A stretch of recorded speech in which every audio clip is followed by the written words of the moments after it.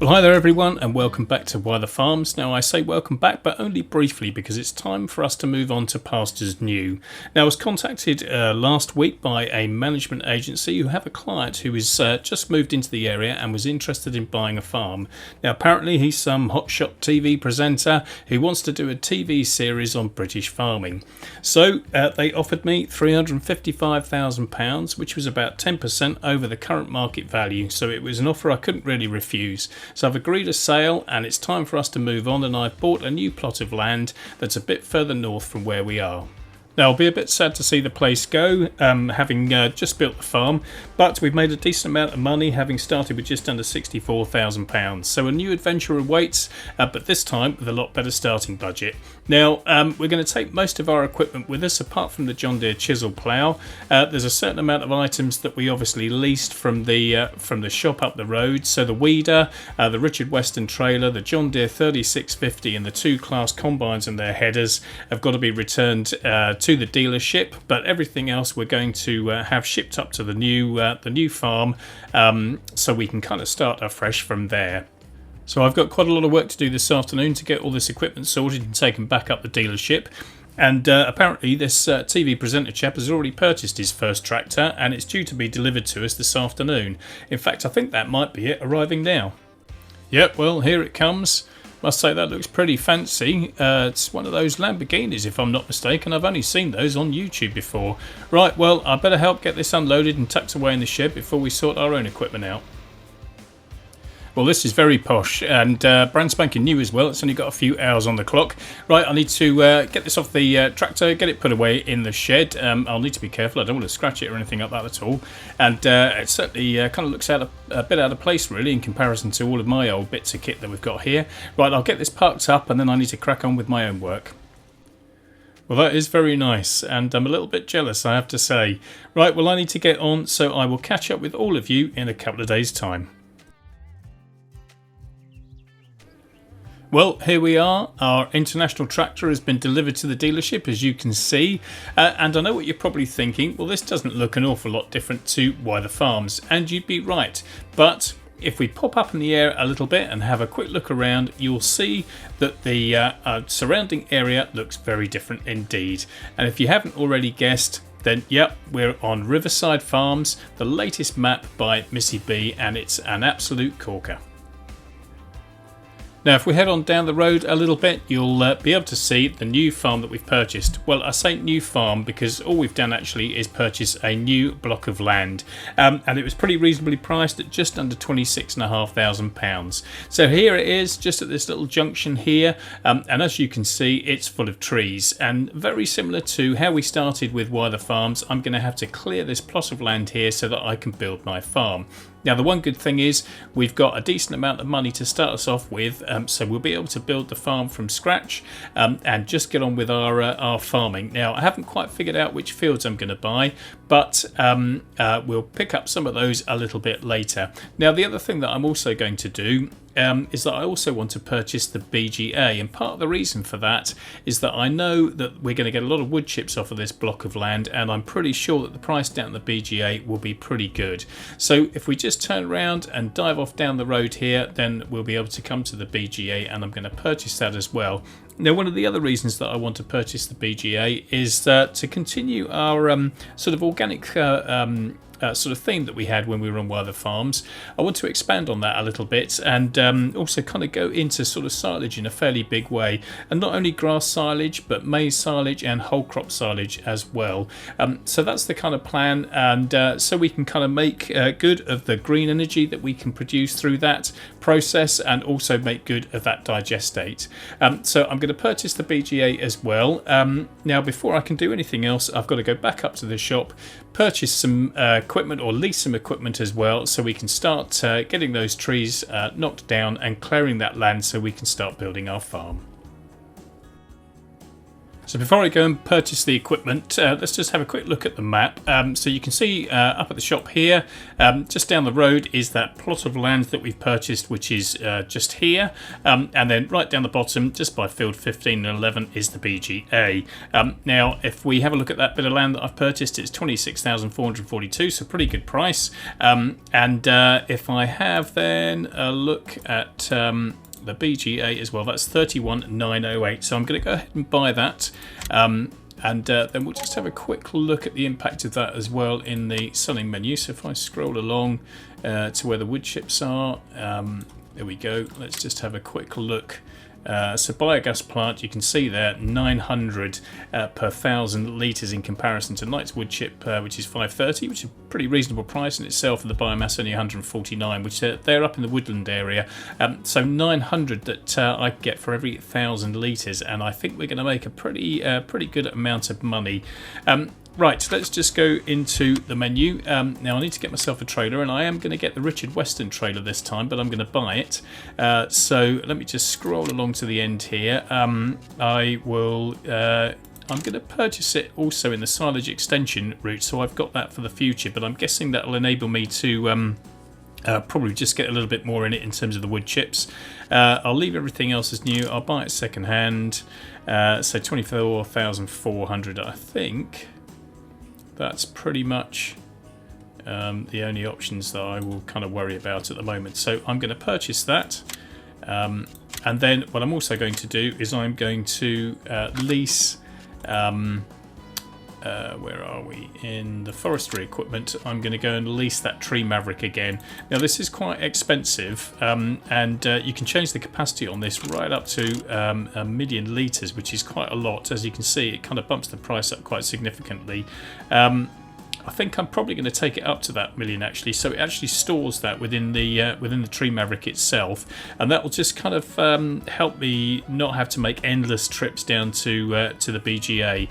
Now, although the leasing cost is quite high, 6,783, and obviously the operating hour cost is pretty high, hopefully it won't take me too long to get those trees knocked down, and it's going to be well worth it, because as you can see, that price that I can get at the BGA for the wood chips is pretty high.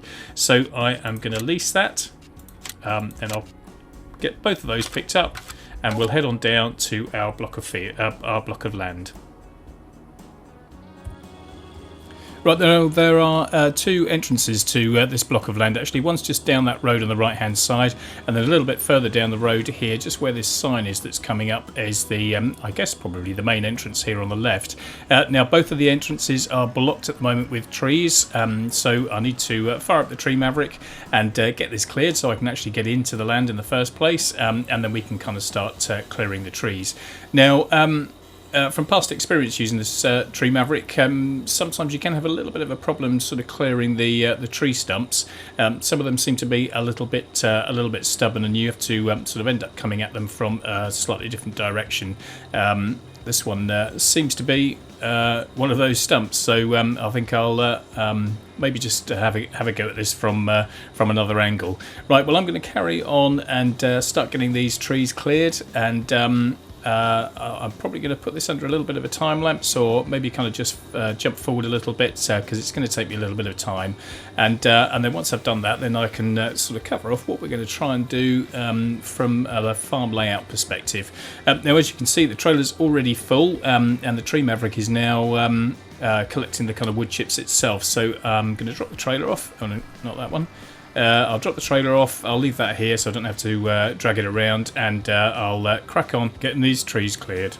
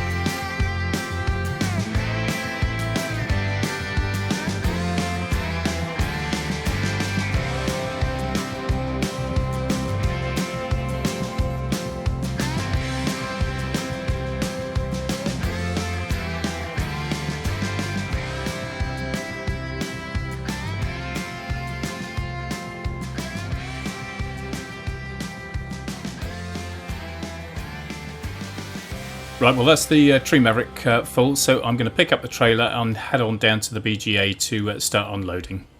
Okay, so here we are. I'll just get this reversed back up and start unloading. Now, when I've used this Tree Maverick in the past, sometimes I've found it a bit temperamental in terms of unloading, and quite often I've found that it won't unload directly into the actual pit itself. So it might be that I'll have to sort of, or sometimes it kind of unloads directly into the trailer as it's tipping. But it doesn't seem to be doing that with this one. It might be because I've got high sides on the trailer, I'm not 100% sure. So I'll have to probably wait and see. When it drops back down, it'll then probably start refilling the trailer again. Yeah, there we go. So I'm obviously going to have to sort of, by the looks of it with this trailer, maybe wait until it's filled up and then kind of tip and keep doing that. But that's going to be a little bit time consuming. Now the one thing that I do need to try and do is kind of unload a fair amount out of the actual Tree Maverick itself, so that I can get back up to the field and then sort of continue cutting those trees. And we've already reached the capacity of the BGA there. It looks like it's 150,000 litres. So I think what I'll probably do is maybe park this trailer up, and I might then just go and lease an extra trailer just so I can unload the Tree Maverick enough that'll allow me then to continue up at the plot of land, cutting the rest of those trees down. Yeah, you see, there we go. I just tried that, and it did unload a little bit directly into the BGA, but it's obviously full, so it only did a small amount. Right, I'm going to go and find a trailer, and I think I did remember that I've got a modified Bergman trailer in here somewhere. Yeah, there it is, that HTW. So I kind of boosted that up to 120,000 litres at some point, and I dropped the price on it as well. Now I didn't really want to kind of use things that I'd modified in this series, but I think for the purposes of just getting some stuff unloaded, I will use this trailer. I'll just lease it, and I'll use this trailer to unload some of these wood chips from the Tree Maverick, and then I can kind of get up to our block of land and finish those trees.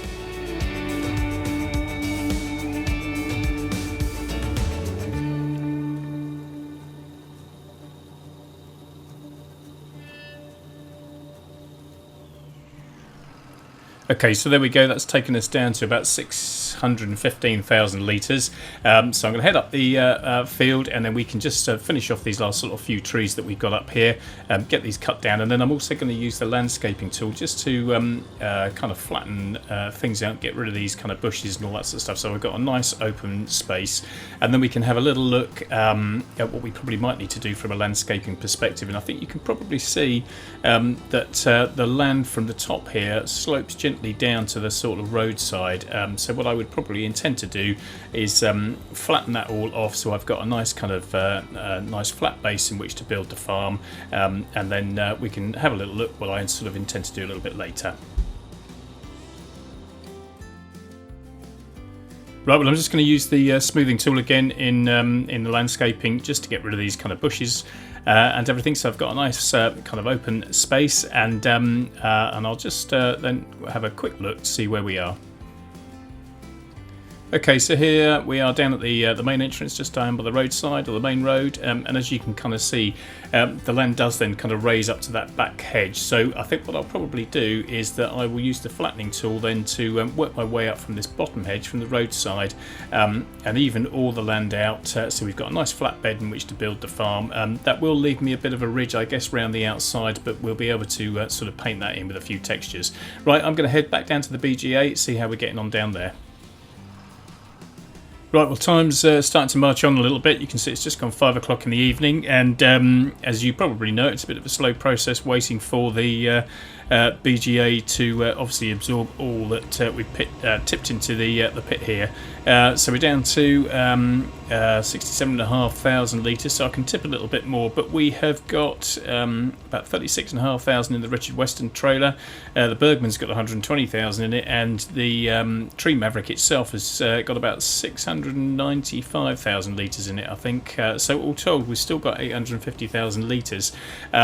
And it's going to take obviously quite a bit of time for us to be able to put that through the BGA. So I've kind of got sort of one option, maybe the price at Knight's wood chip is going up, but it's still 255 pounds less than the biogas plant, so I'm gonna kind of, with the amount that we've got, would lose quite a little bit of money if I went and kind of sold stuff up there, although 645 is still a pretty decent price. Now, one thing I have noticed with the Bergman trailer is that the Tree Maverick will empty into it directly, because I'm guessing the trailer doesn't have to tip up, and therefore the Tree Maverick can still kind of see the top of it. So as it's unloading, the Tree Maverick is then unloading into the trailer itself, which is pretty good. Having said that, I do want to get rid of the Tree Maverick because the lease hire cost is sort of fairly high. So I think my best option will probably be to tip everything onto the floor, actually, because what I can do then is I can get rid of the Tree Maverick, so it's not costing me any more money. Don't need it anymore, so we can kind of get rid of that. I've then purchased the milling machine, which you can kind of see just over there. It was only £4,000 as a second-hand purchase, and I'm going to be able to use that when we start doing sort of silage and everything else. And then what I'll probably do then is tip in front of the bunker silos. I don't think I'll be able to tip into the bunker silos because I doubt it'll accept wood chips as a fill type. So I'll tip in front of the bunker silos, and then I can get rid of the Tree Maverick, and I can use the milling machine to fill up the trailers as and when I need to keep the pit topped up. Yeah, so as I thought, I can't tip in the actual bunker silos themselves because it doesn't accept the wood chips as a fill type. So I'm just going to dump everything on the floor here, and if I unload the pipe for the Tree Maverick and swing that round and fire it up, then hopefully it will unload into the trailer here, and then I can kind of just continue to unload, and I'll just create a fairly big kind of heap right in the middle of the biogas plant here. So once I've done that, I'll keep the trailer filled up. I'll back it back up to the pit there, and then I can just come back and empty it as and when I need to. Right, well, here's our cleared block of land, and our next task really is to build the farm, but I'm going to save that for episode 2. But we've got a nice kind of rectangular block here, which is a little bit kind of uneven in places, so I've got to do a bit of landscaping, as I've said beforehand. But plenty of room for us to be able to get our machinery sheds in, and probably a silo. We'll also get some animal husbandries in as well, definitely cows, probably get some chickens as well, and we should have enough room to put our house in. Then we also need to kind of get some land and get some fields, and then once we've obviously built the farm, then I can get the rest of my equipment delivered, and then we can see what budget we've got left over and where we go from there. So that's it for this episode. I hope you've enjoyed it, and if you have, then don't forget to give it a thumbs up, and please leave your comments down below. Any suggestions or recommendations of things that you think I should do or you'd like to see me do, then that would be great. So thanks for watching. Whatever you're doing, wherever you are, stay safe, take care, and I will catch you on Riverside Farms next time. Bye for now.